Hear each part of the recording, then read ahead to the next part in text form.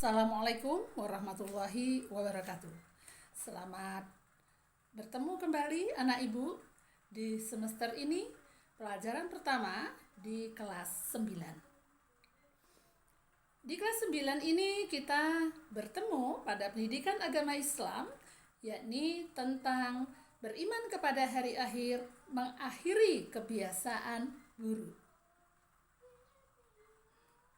Anak ibu, beriman kepada hari akhir itu kita kenal biasanya dengan hari kiamat. Hari kiamat itu sendiri merupakan rukun iman yang kelima. Kita sudah belajar dulu mulai dari TK, SD, kemudian di SMP kita belajar di kelas 1 dan kelas 7, kemudian kelas 8 dan sekarang kelas 9. Kita bertemu lagi dengan materi beriman kepada hari akhir. Bedanya di kelas 9 pada materi beriman kepada hari akhir lebih sedikit mengerucut, yakni beriman kepada hari akhir mengakhiri kebiasaan buruk. Beberapa ulama berpendapat anak ibu bahwa hari kiamat dibagi menjadi 2. Jadi pada materi ini kita akan mengetahui bahwa hari kiamat dibagi menjadi 2. Yang pertama disebut kiamat kubro, yang kedua disebut kiamat sughro. Kita akan memulainya. Kiamat sughro adalah kiamat kecil, sementara kiamat kubro adalah kiamat besar. Apa itu kiamat sughro atau kiamat kecil? Kiamat sughro adalah seperti kematian, bisa mati karena sakit, bisa mati karena kecelakaan, bisa mati karena tsunami, dan lain sebagainya. Artinya di sini adalah kiamat sughro itu contohnya, pertama kematian, kedua ada namanya kita musibah tsunami, itu juga bagian dari kiamat sughro atau kiamat kecil. Kemudian banjir, itu banjir bandang, kemudian ada tanah longsor, itu disebut masuk kategori kiamat sughro atau kiamat kecil. Sementara kiamat kubro adalah kiamat besar. Seperti apa contoh dari kiamat besar? Kiamat besar adalah terjadinya kematian serta hancurnya alam semesta dan matinya seluruh kehidupan. Jadi kiamat besar atau kiamat sughro akan terjadi apabila nanti malaikat Israfil meniup sangkakala. Sangkakala biasanya dalam kehidupan sehari-hari disebut atau kita kenal dengan trompet. Jadi anak ibu jangan sembarangan membunyikan trompet ya. Nanti malaikatnya akan mengatakan ini sudah ada yang bunyikan trompet ya. Nanti oleh malaikat kalau dibunyikan trompetnya maka akan muncullah namanya kiamat kubro. Kapan kiamat kubro terjadi? Wallahu a'lam bishawab, karena semua itu adalah rahasia Allah Ta'ala.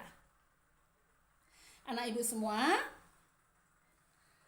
kiamat kubro ini dialami seluruh makhluk tanpa terkecuali, termasuklah para malaikat, bangsa jin.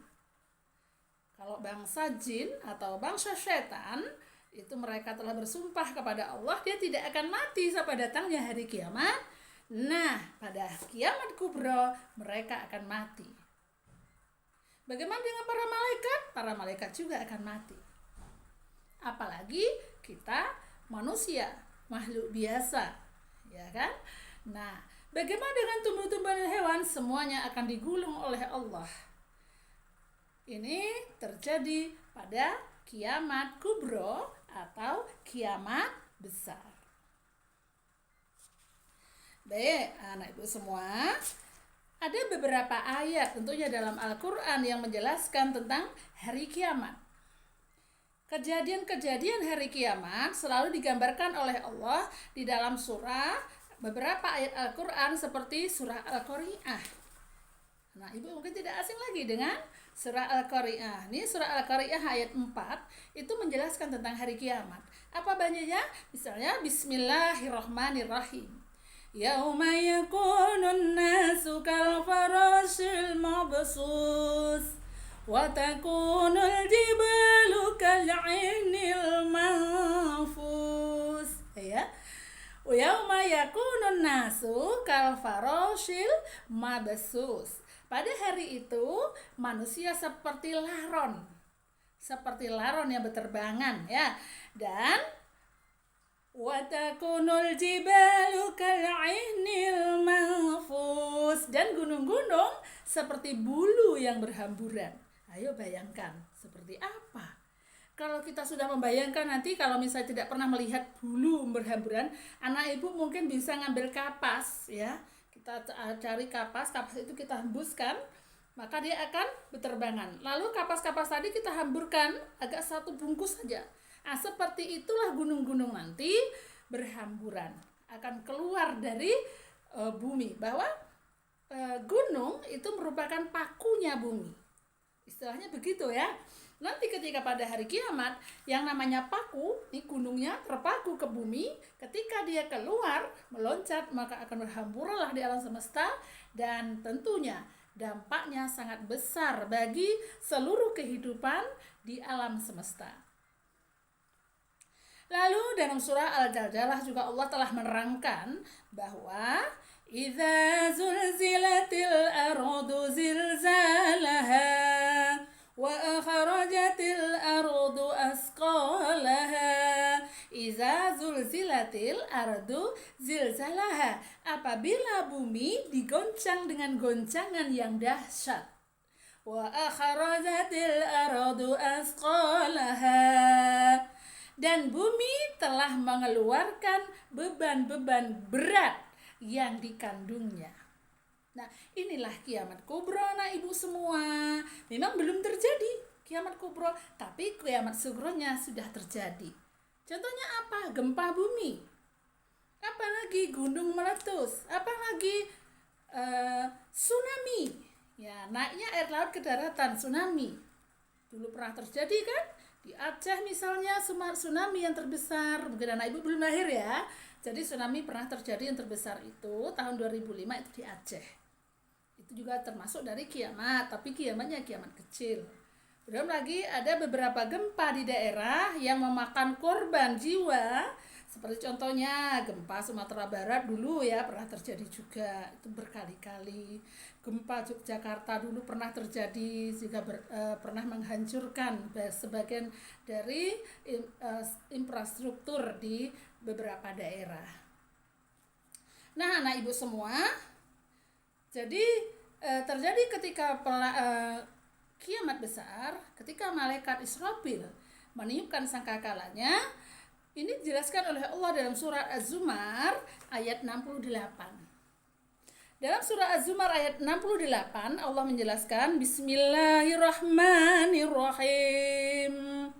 Wa nufiha fis suri fasa'iqa man fis samawati wa man fil illa man sya'allah. Wa nufiha fis suri fasa'iqa min fis samawati wa man fil ardi illa man sya'allah.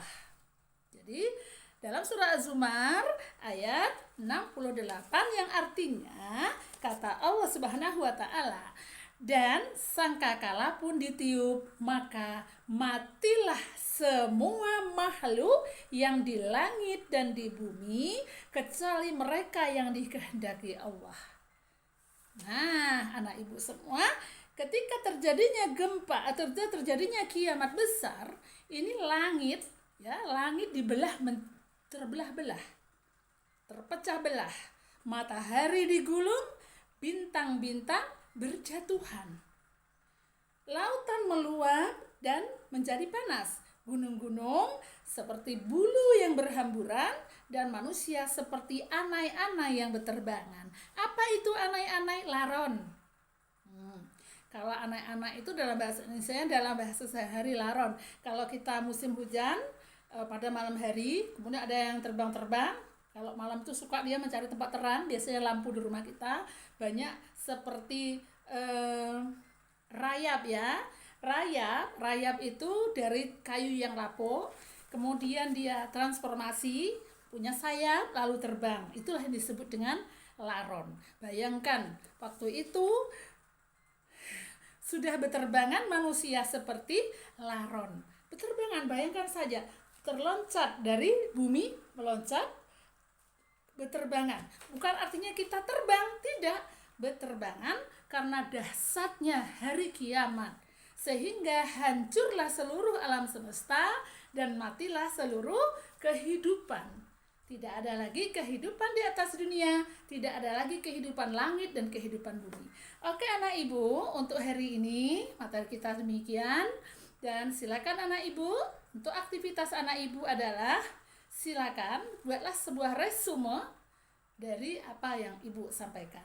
Terima kasih, tetap semangat. Assalamualaikum warahmatullahi wabarakatuh.